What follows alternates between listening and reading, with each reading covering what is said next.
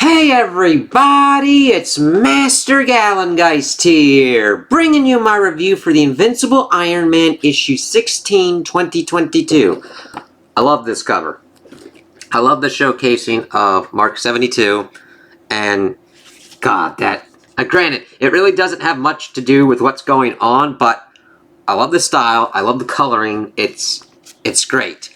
And if you're looking for a lot of plot development, this is not the issue for you. We have been building up to this issue since we started this run. This is the action-heavy kind of thing going on, with Tony pretty much narrating what's kind of going on. This is pretty much mech battle beyond. It's actually pretty well done. Like, whenever I talk about an Iron Man comic, one of the key things for the art to do is to showcase armor and kind of armor action very well. And this issue here does that for me. Like, it's pretty much pure action and showcasing off the abilities of the Sentinel Buster. And I think that works very well. I mean, look at that.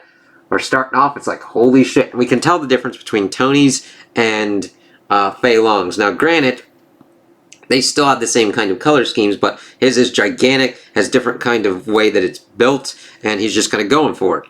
Much is said about me, both true and false. But on one matter, my fans and haters all agree Tony Stark is a man of privilege. I was born to money and made more of it, as our capitalist founders intended.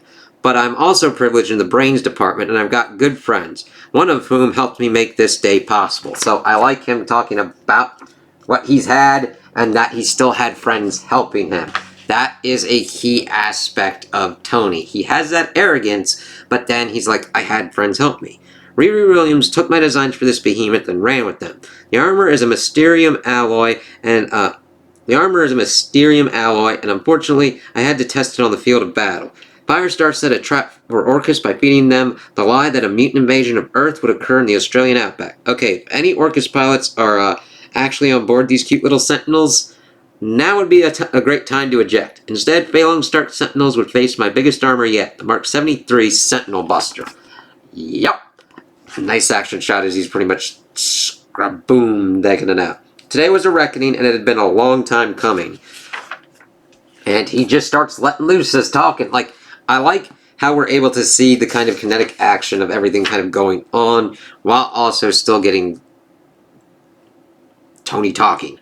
Hey, what's this button do? Oh, it's the Sentinel delete toggle. It's like, yeah, that'll fucking delete it with a scree. Unibeam. Fei Long gained control of Stark Unlimited by killing board members and buying stock, eventually incorporating all my designs into Orcus. Orcus.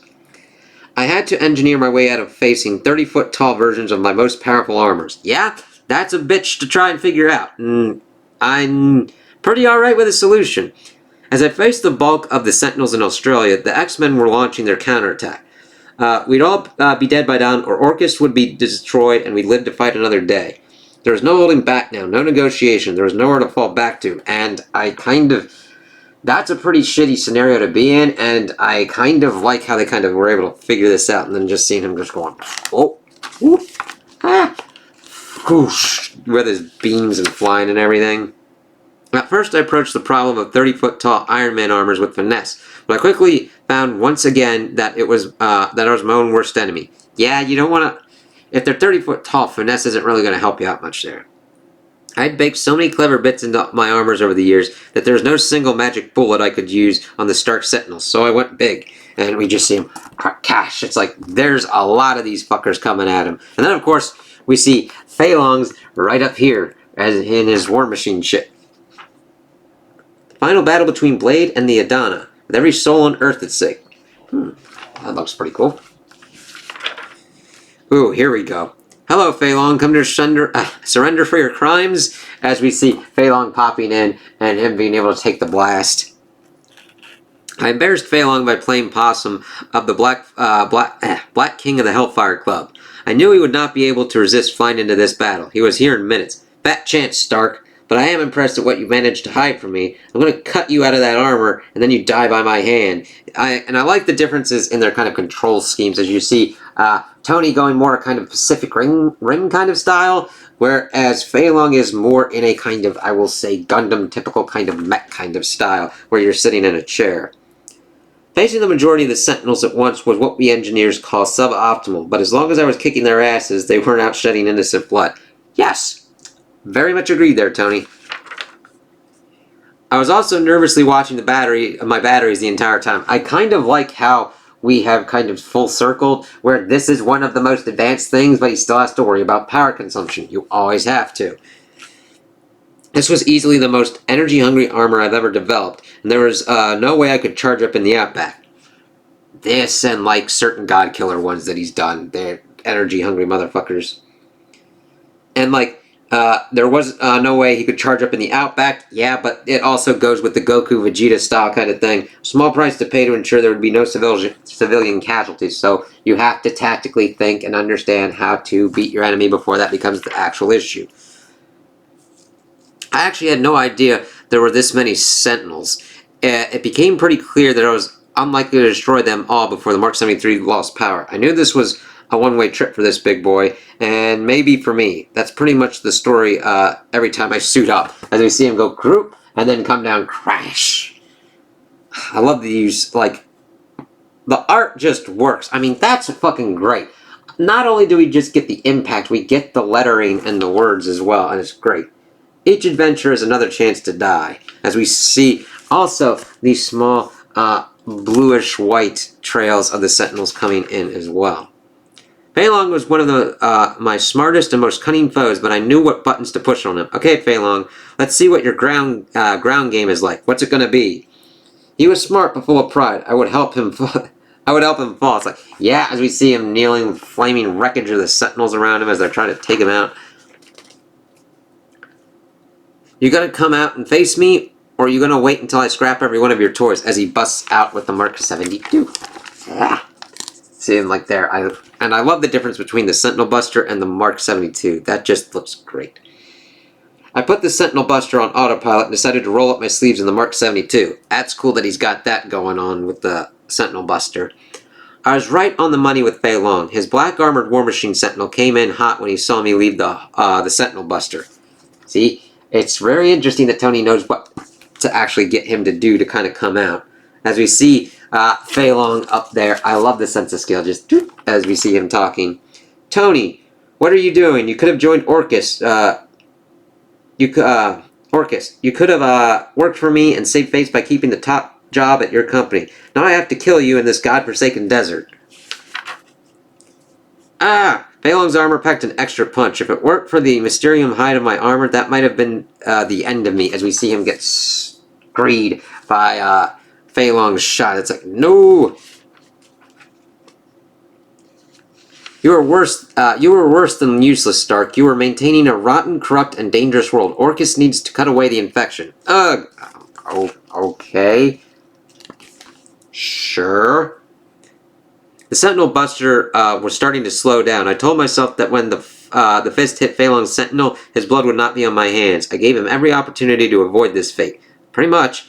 Even the strongest armors have a weak point, Tony. And it's like, what are you doing, Fei Long? And then he pretty much punches into the Sentinel Buster. It's like, what the fuck? I let you live because I thought it was funny, you crashing on Wilson Fisk's couch, but I'm not laughing anymore. And his armor's pretty fucked up as well. I was plugged back into the controls of the Sentinel Buster without any good options, and then Fei Long's armor tore through my chest. History loves a good repeat. Damn it! I've destroyed almost half of the Sentinel fleet, but it was not nearly enough. And I like seeing him just like shit in a not good situation. Power was failing. I had a hull breach and my helmet was off. The last thing I remember was a piece of my cockpit coming loose and knocking me on the head, as we see as Sentinel Buster cracking down.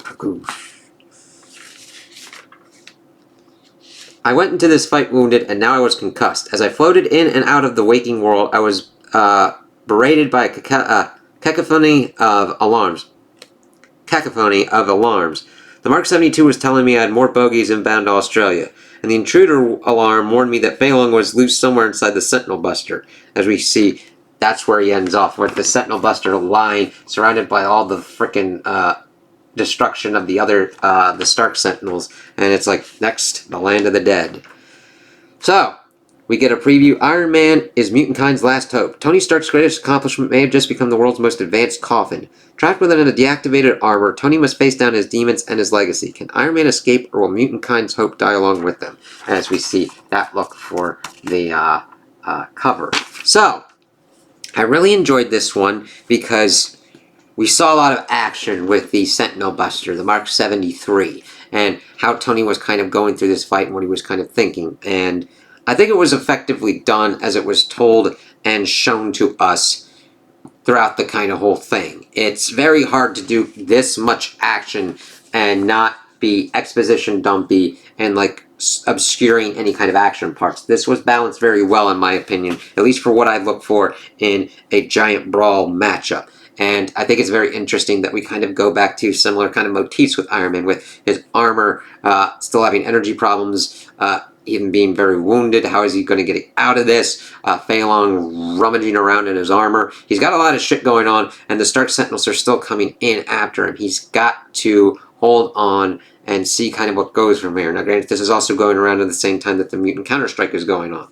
I don't know that much about it because I've not been following the X-Men comics. That's just because I focus on certain kind of ones. Granted, if I had unlimited resources, I'd be going through a lot of different kind of other ones because just to see what kind of goes on. But we'll see if the X-Men and the mutants are going to be able to provide support, or if Riri or some other kind of Avengers pop up to kind of help Tony with what's kind of going on. He is in a bad kind of position here. We'll have to see what goes on with that, and that's where I'm really excited. Essentially, Fei Long hunting for him in this giant armor and what Tony's going to do to kind of get out of this situation. This is a kind of weird one because I know he was probably thinking of different kind of scenarios that would be coming up as he's doing this, but I don't think he would have planned for this exact one. So it's going to be a knockout dragout with him and Fei Long. So we'll have to see how that kind of works out. If it's going to be finished off in the next issue, if it will continue on with a couple, how it's going to go from here. So those are my opinions on the issue. Tell me what you guys think in the comments below. If you liked it, if you didn't like it, if you agree with me, if you disagree with me. Also like and subscribe, and I hope you have a good day.